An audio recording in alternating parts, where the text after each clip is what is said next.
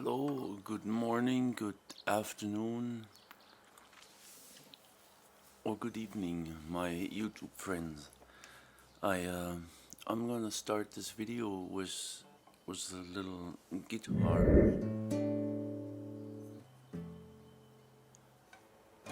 before I give a couple of answers or responses to some more comments. This beautiful day here in in the Clear Lake area. It's just gorgeous.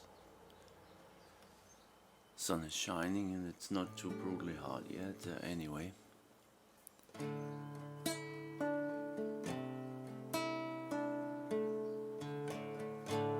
how will you ever know where this love is gonna go if we don't try? You see,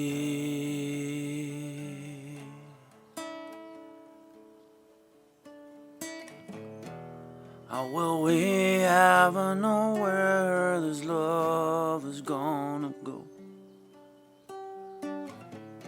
if we don't try? Still, oh, you say goodbye.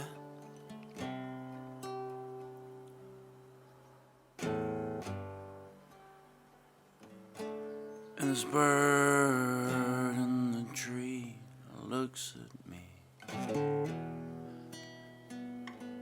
He only has one wing. It looks as if he couldn't fly, but he sure can sing. Father, Father, Father, don't raise your glass too high. It's not only water when the strangers cry. It's not only water when the strangers cry.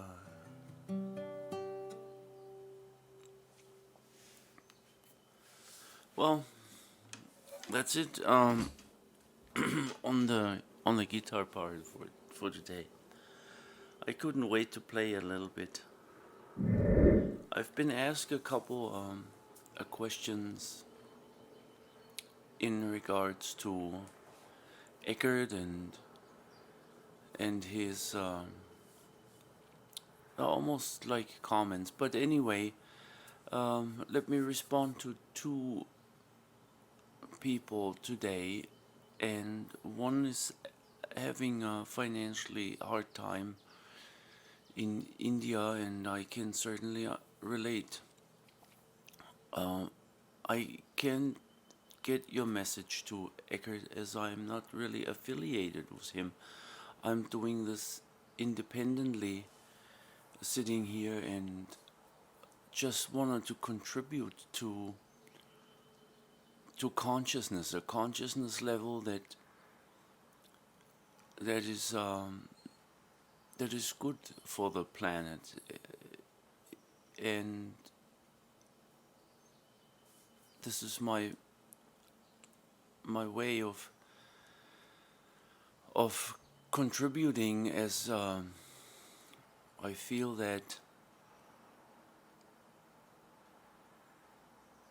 that's the way to do it for now, for me. And of course, I can't really say much to that, but you speculate that you got an answer and that was not accurate. Well, on the level of content, I describe it usually as the vertical and the horizontal level. The horizontal level is level of content, and this is also probably going hand in hand with Eckhart's teachings.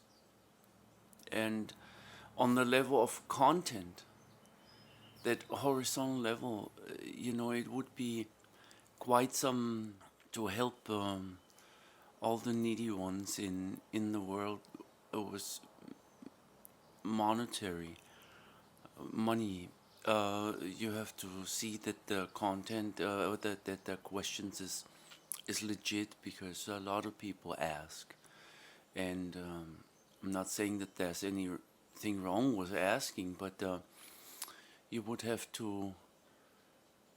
Some of the organization that are geared towards that, they have even committees that make sure that you're legit in a way. I'm not doubting your legitimacy, if that's a word. Uh, that you are in need. Many people are in monetary need, and I'm well involved in the I call it money game that men invented, and myself not in a position to give much, but the Buddha suggests, well, give a little when you have a little, and this is my contribution, and I could only guess and speculate that Eckart's contribution to give is mainly not on the monetary, but on that level that describes the depths of your life. And you yourself say that you feel that you are still around because of Eckart's books and teachings. That it's not his teachings strictly speaking. It's the teaching, a teaching. It comes in this world through him, and with all respect, I I have. After all, I've been looking at that since a long time was great awe inspiration. So I hope that you can realize that the pain created is typically our thinking of the situation, not the situation itself. And then the need to pay for things. I understand that every time I go to the supermarket and buy myself some food, in the end I ask for money at the cash register, and that's when I'm so aware of the fact that of that money game human has created, and I'm part of it as well, and on that level, solutions show it themselves typically when the means will be there, when you need them, and the energy, not before, not after. So right now it seems that you are having a certain amount of fear of the future, and and uh, and that's a mind projection. So if you can be aware of that, um, at least you can live at ease, and then welcome those challenges in as they come. And please, I do not mean to talk too wise or seem unkind. It is the truth that when I am clear, even the challenges, most challenging challenges, it's a tongue break, isn't it? Most challenging challenges in my life are mm, not easier or more difficult, but they are much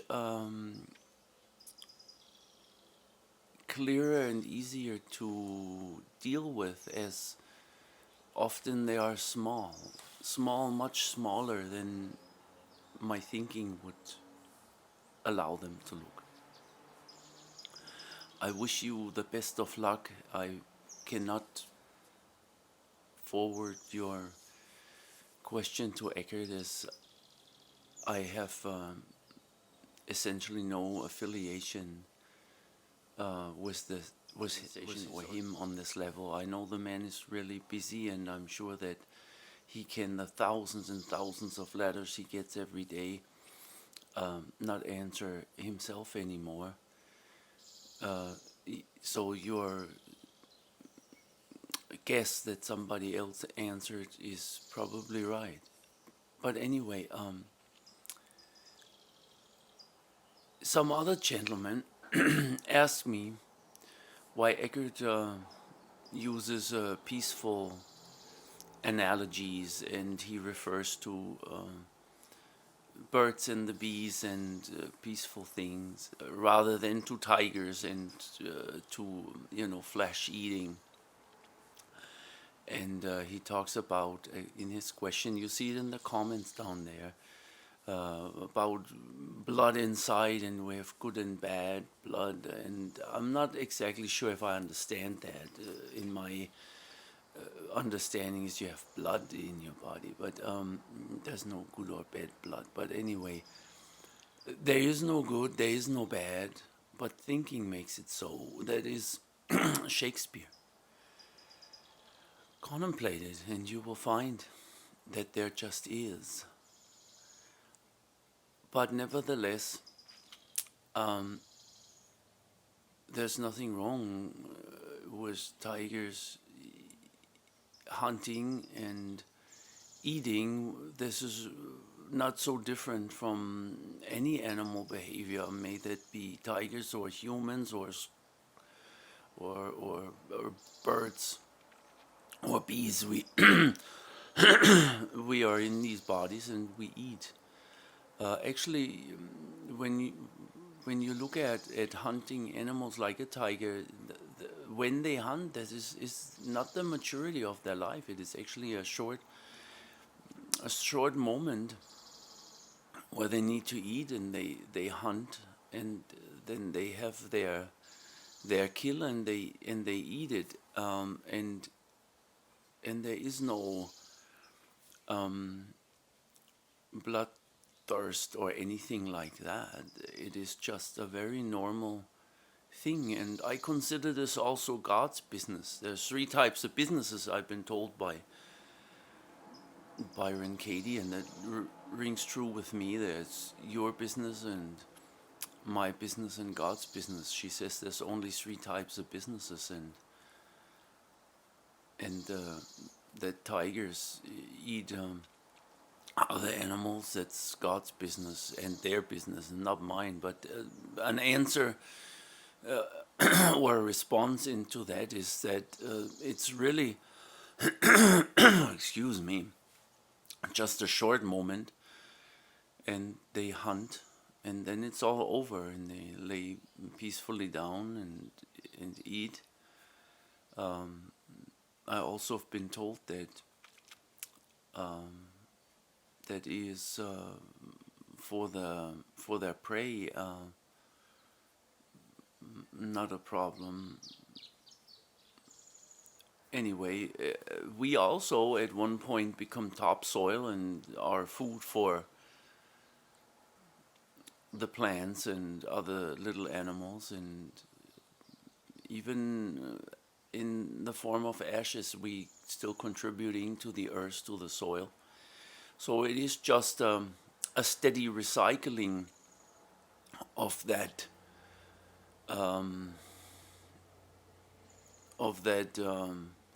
flesh, if you want to say it that way, if I could say that way. So there's no shame into that. It's a natural process. It's the process of that contextual life on this level, Life, you don't have a life, you are life. you know.